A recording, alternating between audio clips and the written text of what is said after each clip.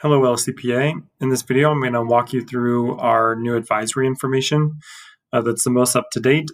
Today is September 25th, and these changes will take place starting on next Wednesday, September 30th. So you can kind of think of advisory as split into three portions. The first portion is preparation for advisory. The second is the first 20 minutes of advisory. And the third portion is the end of advisory. So let's walk through each of those sections together. So to prepare for advisory, you're going to run a report to show which students are currently failing.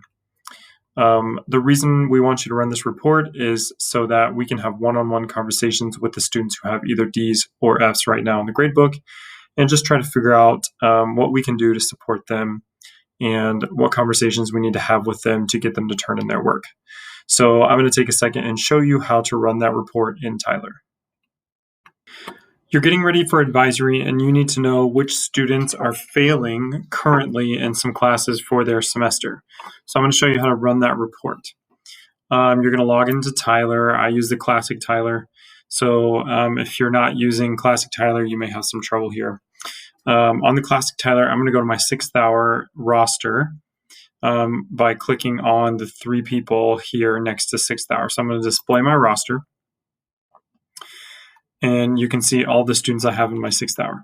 Now on the left side, there's a toolbar up here. You're going to click on the vertical green column, select columns to display. Then, once you're on this screen, on the right side, there are a bunch of different fields. I'm going to scroll all the way down to the S's and look for semester 1. If you want, you can control F and get there faster by searching semester 1. I'm going to click on the very first one, semester 1, hashtag failing.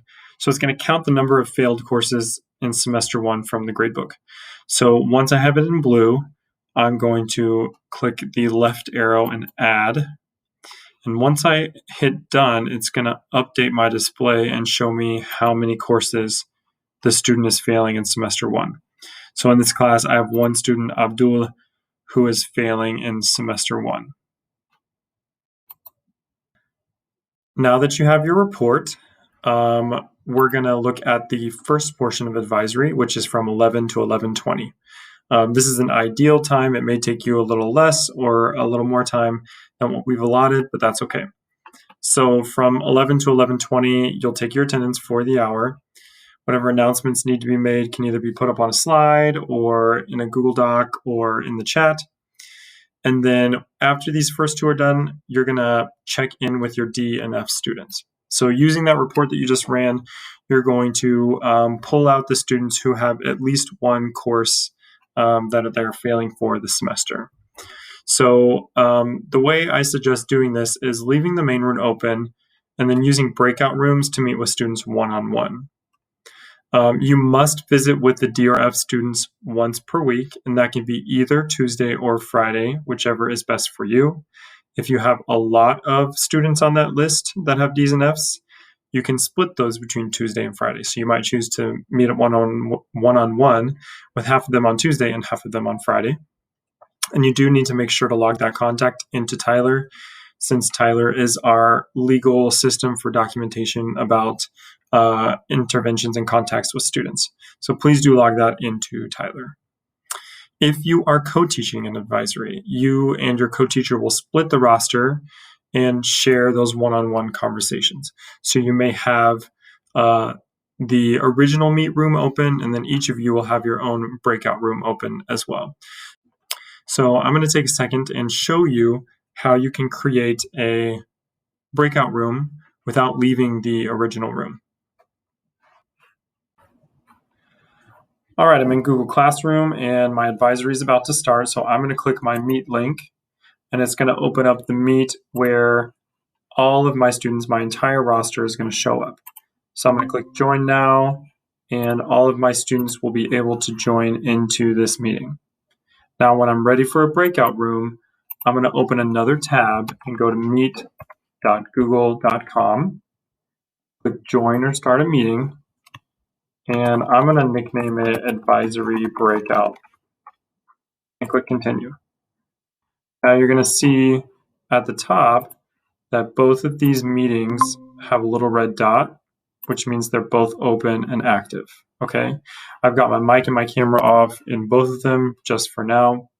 So all of my students come into my original Meet link, and I need some advisory students to one-on-one to meet me over here. I'm going to go down here to advisory breakout on the left. So down to the left side and click copy joining info. And I'm going to paste it into the chat so that everyone can see the message.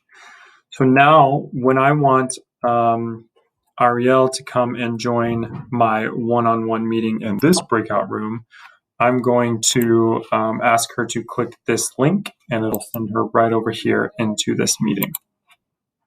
So a couple of tips. You will need to make sure that your microphone is off in the main room so that people in the breakout room don't hear what you're saying. So you might, turn your mic and your camera off so that you're not visible over here. And then you'll want to turn this microphone and camera on for when you are meeting one-on-one with those D and F students. So be very careful that you're using the correct rooms when you're speaking to those students. One additional thing you might do is choose to rearrange your screen so that you can see both of these meetings at the same time. So I'm just going to pull this out and minimize it a little bit. And I'm going to minimize this screen. Let me get rid of my other stuff here. And now I have them side by side. So some people are nervous, about opening a breakout room. If I leave this breakout room open over here and I leave the chat open, I can see what the other students are doing while I'm still meeting one-on-one with my student who has a D or an F. So it is possible to just pull them down side by side that you can see them, so that you can see them both at the same time. All right. Once you have done all of your check-ins, it's about 11:20. You are going to tell the students they are allowed to travel to their other advisories for tutoring. So from 11:20 to 11:55, the students can travel to other rooms. Now, you as the teacher have two options. You can either leave your meeting room open just for walk-in tutoring, or if you have a lot of students, you might set up something for them to make appointments like Sign Up Genius or Calendly, which are two appointment services. So whichever works best for you is totally fine. You're going to post your advisory meet link so that students can travel to your room. And there are two options for doing that. You can create a brand new Google Classroom that your entire roster could join so that it's easy access. They know they can go to their Google Classroom homepage, find your advisory page, and just click on the meet link. That's one option. Or you can post your meet link in an announcement across all of your classes. And I'll show you how to do that in just a moment. Now, if a student does not need to travel for any tutoring or anything like that, they can work on asynchronous work or homework that they might have.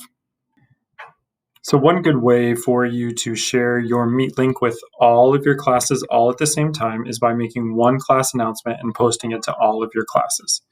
So I'm going to click here, and I'm going to just copy and paste my meet link, and I might, label it advisory on 9:30.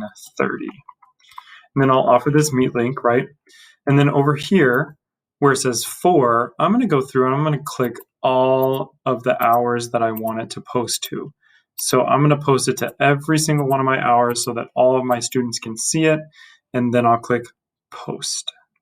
Once I click post, that will automatically show up in every other class period as well as the one you're in right now. So that is another way you could train your students to find your advisory meet link every week. So this is our advisory plan. Again, preparing for advisory. Make sure you run the report. At the beginning of advisory, take attendance, announcements, and check in one-on-one with your Ds and Fs and make sure to log those in Tyler.